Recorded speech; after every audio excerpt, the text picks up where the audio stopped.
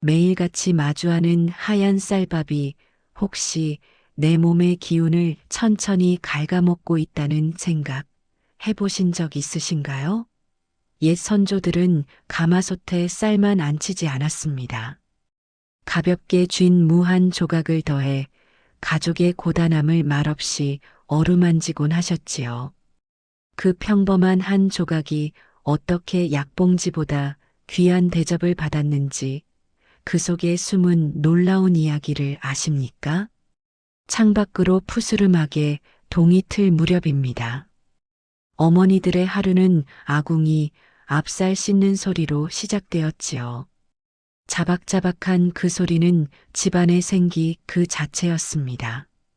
그런데 요즘은 어떻습니까? 좋다는 영양제는 찬장에 가득 쌓여 있습니다.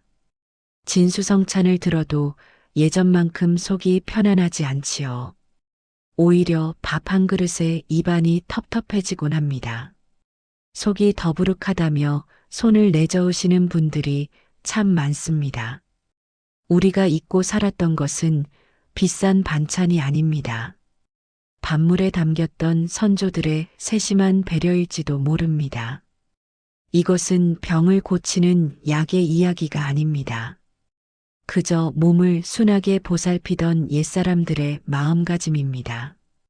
전문가의 처방을 대신할 수는 없으나 지혜를 나누려 합니다. 선조들의 도감 속에 숨겨진 밥상의 비밀을 들어보시겠습니까? 옛 어른들은 밥이 곧 보약이라 입버릇처럼 말씀하셨습니다. 단순히 허기를 채우는 수단이 아니었기 때문이지요. 몸의 기운을 다스리는 가장 귀한 통로로 보셨던 것입니다. 옛 선조들의 도감을 가만히 들여다보았습니다. 쌀은 기운을 북돋우지만 자칫 몸에 열을 쌓을 수도 있다고 보았지요. 그래서 우리 할머니들은 밥물에 쌀만 담지 않으셨습니다. 밭에서 갓 뽑아 올린 물을 숭덩숭덩 썰어 넣기도 하셨지요. 설이 맞은 무 한 토막을 밥솥 귀퉁이에 슬쩍 얹으셨습니다.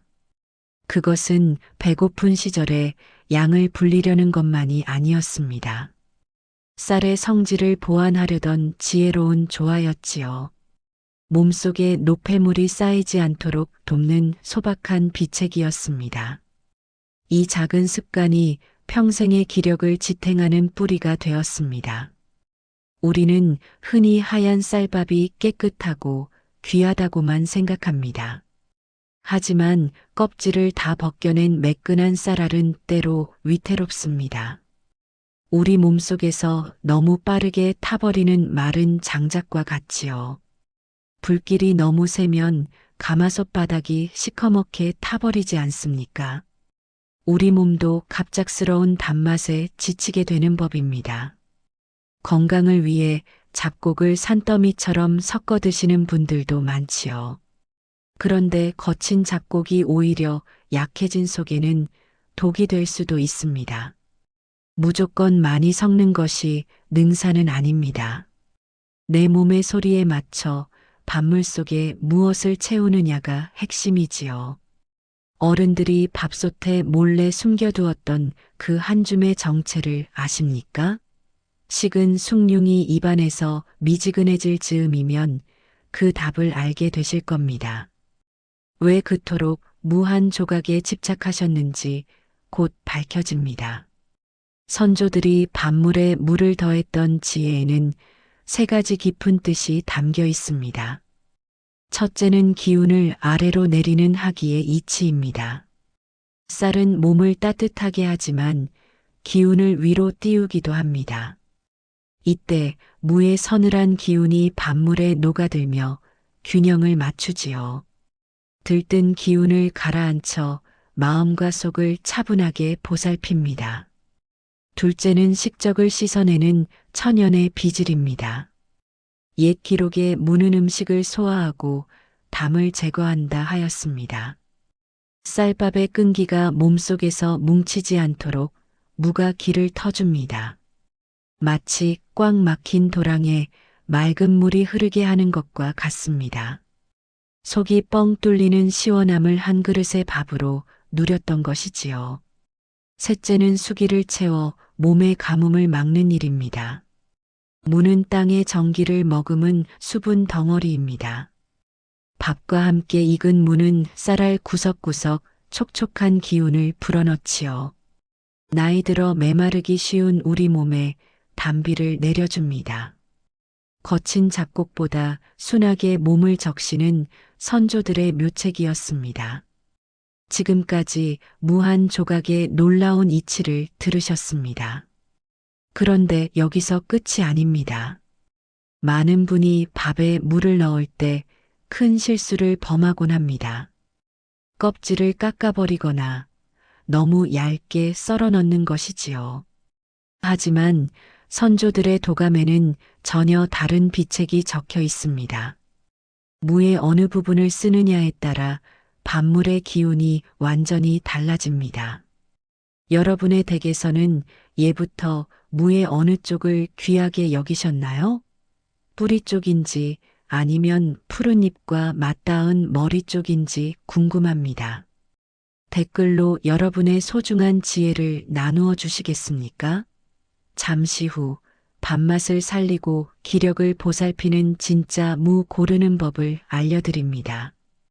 끝까지 들으시면 평생의 밥상이 보약으로 변할 것입니다. 선조들의 지혜를 내 밥상에 올리는 법은 의외로 소박합니다.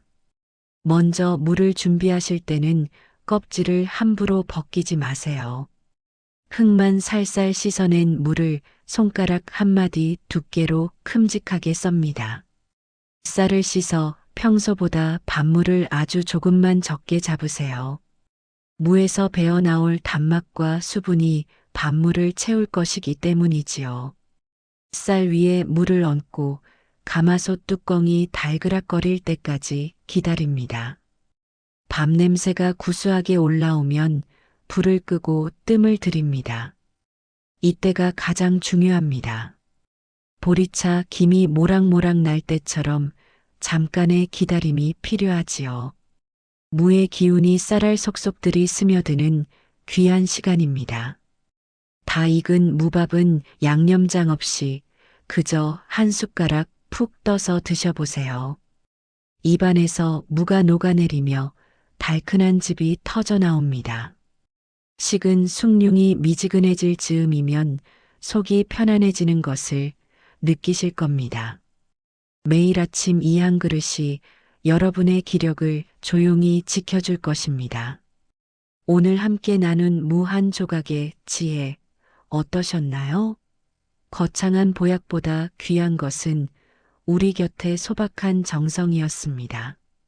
선조들은 밥 한 그릇으로 몸의 위태로움을 미리 다스렸지요. 여러분의 오늘 밥상에도 뽀얀 무꽃이 피어나길 바랍니다. 몸이 무겁고 속이 달뜰 때 이 작은 실천이 큰 위로가 될 것입니다.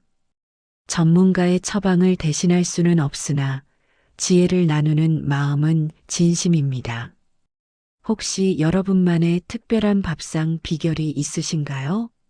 예전 할머니가 밥솥에 몰래 넣어주셨던 추억의 재료가 있다면 들려주세요. 그 소중한 이야기가 다음 도감을 완성하는 큰 힘이 됩니다. 다음 시간에는 선조들이 보물처럼 아꼈던 천연소화제, 짠지에 담긴 놀라운 비밀을 들고 오겠습니다. 구독과 좋아요로 옛건강도감의 식구가 되어주세요. 평안하고 건강한 하루 보내시길 마음 다해 기원합니다.